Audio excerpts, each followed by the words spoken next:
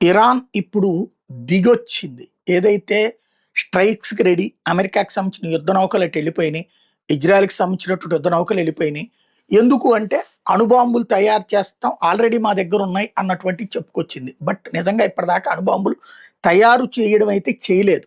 కానీ యురేనియం, శుద్ధి చేసిన యురేనియం, అణుబాంబులు తయారు చేయడానికి కావాల్సినటువంటి యురేనియం అయితే ఇరాన్ దగ్గర ఉంది. అది ఇమ్మీడియేట్‌గా బిగించేస్తే 5 బాంబులు తయారు చేయొచ్చు. అది ఒక్క అణుబాంబు తయారు చేసిన ఇరాన్‌లో తయారయ్యే అణుబాంబు అంటే తీవ్రవాదుల చేతుల్లో ఉన్నట్టే.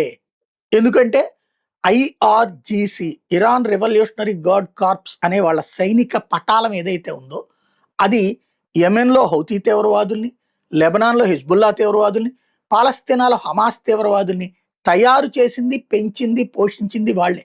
అందుకనినే ఐఆర్‌జీసీనే ఇప్పుడు తీవ్రవాద సంస్థగా ప్రకటించినాయి యూరప్ దేశాలు. అదే సందర్భంలో అటు బ్రిటన్ కావచ్చు, ఇటు యూరోపియన్ దేశాలు కూడా తమ తమ యుద్ధ విమానాల్ని జోర్డాన్ దగ్గరికి, ఖతార్ దగ్గరికి పంపిస్తుండడం, అమెరికన్ ఎయిర్ బేసుల్లో నిలుపుతూ ఉండటం.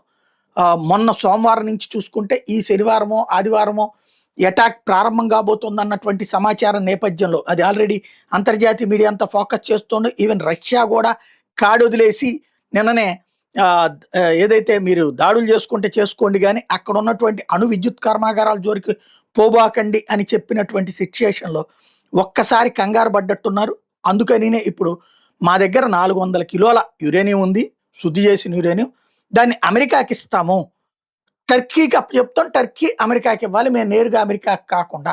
ఇది ఇప్పుడు వాళ్ళు తీసుకొచ్చినటువంటి తాజా ప్రతిపాదన. అంటే యుద్ధం మా మీద దాడి చేయొద్దు అని చెప్పి ఇరాన్ అణువస్త్రాలు తయారు చేయడానికి కావాల్సినటువంటి యురేనియాన్ని వెనక్కి ఇచ్చేస్తానని చెప్తుంది.